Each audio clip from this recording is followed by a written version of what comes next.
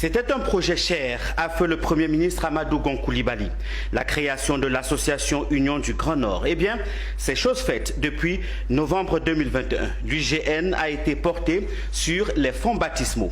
Elle se veut une union fraternelle des cadres et élus pour le développement du Grand Nord. Et pour la diriger, les ressortissants de cette partie de la Côte d'Ivoire ont porté leur choix sur la personne de Abou Bané. Notre invité de la rubrique politique de ce jour, M. Bané, bienvenue dans notre studio. Merci, M. Pierre Tebeu.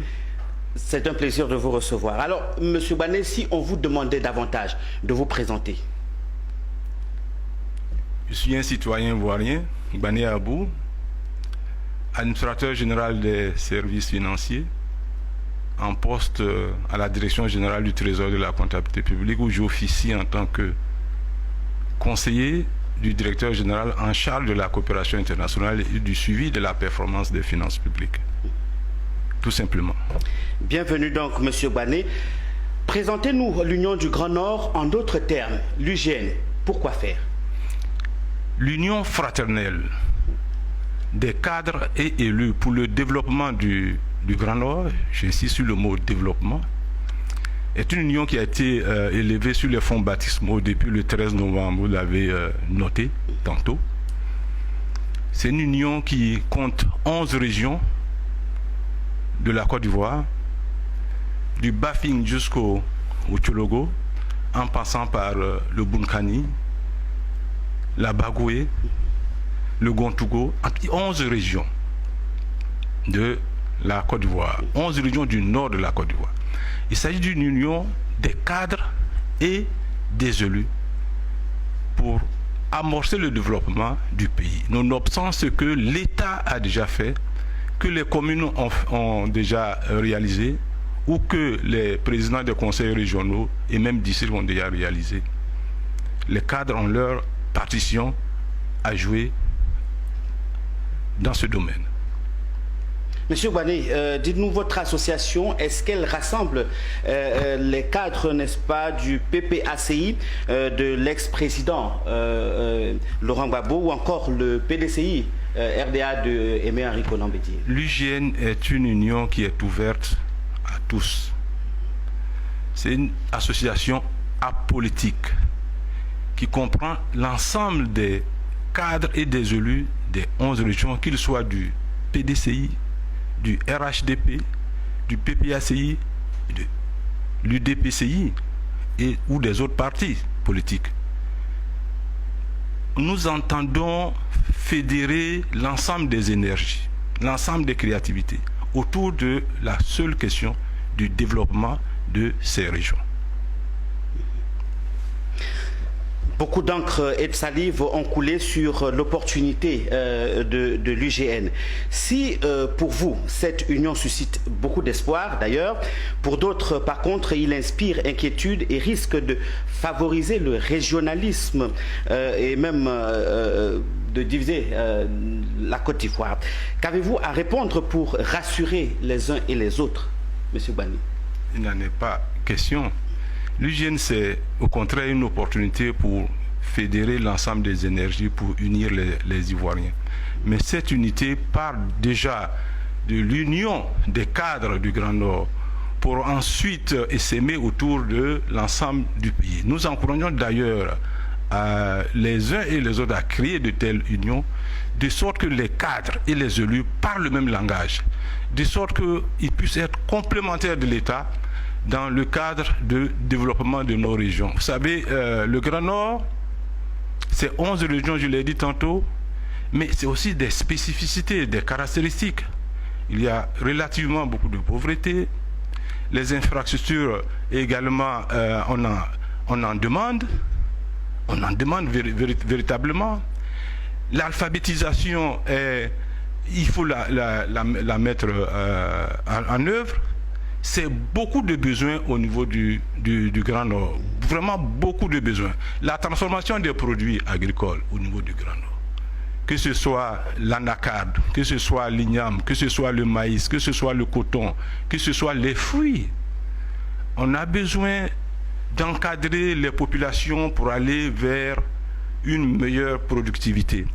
pour arriver vers la création de valeur ajoutée à nos produits. Je crois que c'est la principale problématique qui se pose aujourd'hui au niveau de l'État ivoirien. Et je crois qu'avec l'UGN, les cadres et les élus du Grand Nord vont prendre le meilleur parti pour accompagner les collectivités, pour accompagner les régions, les districts et l'État pour enfin obtenir le décollage économique. Maintenant que l'UGN est né, quels sont vos projets à court et à moyen terme? Projet à court terme, certainement mettre en place les sections régionales. L'UGN, c'est 11 régions et nous aurons besoin de mettre en place les 11 sections régionales. Mais il n'y a pas que ça. L'UGN sera présente dans chacune des régions de Côte d'Ivoire. Et il y aura une région en Europe et il y aura une section, j'allais dire, en Europe et une section aux États-Unis, c'est-à-dire en Amérique. Donc l'UGN, ce sera 35 sections régionales.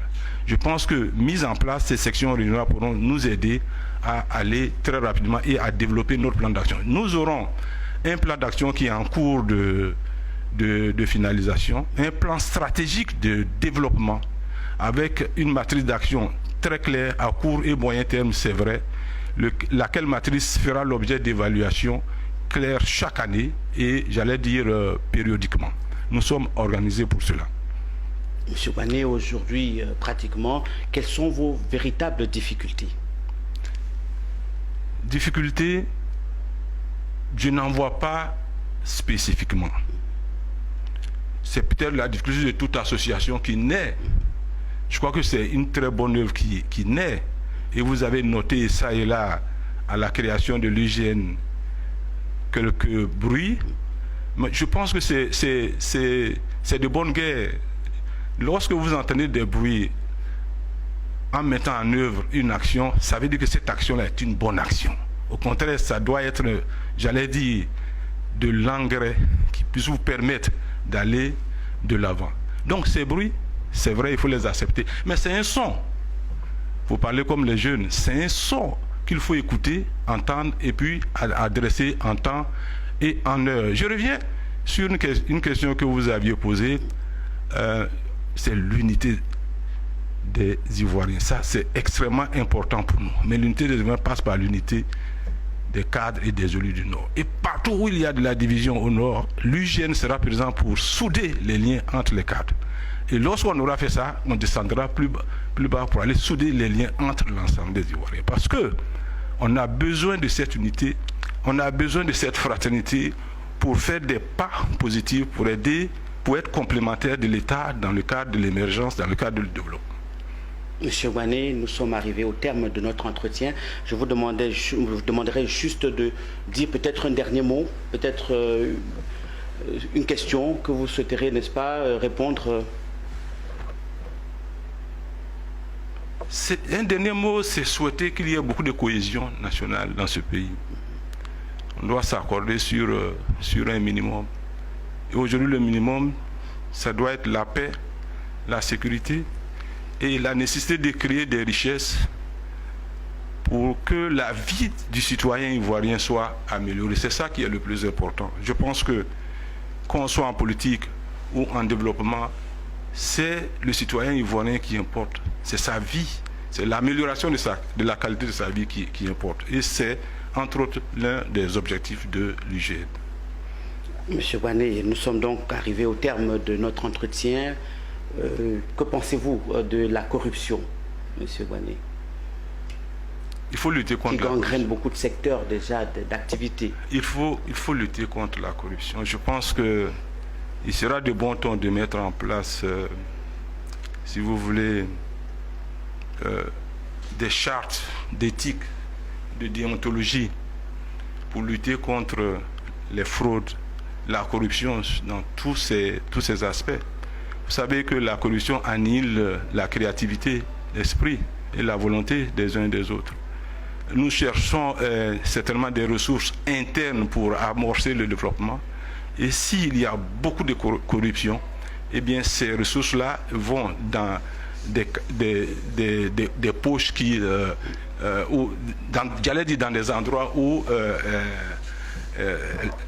elles ne devaient pas être, en quelque sorte. Donc ce serait bien de lutter contre la corruption. Il faut absolument lutter contre la corruption. Un gouvernement qui est moderne doit absolument lutter contre la corruption. Merci beaucoup, M. Gbané, d'être venu sur notre plateau. Vous êtes Abou Gbané, président de l'Union des cadres du Grand Nord. Merci d'être passé sur notre plateau. Je vous remercie, c'est moi qui vous remercie.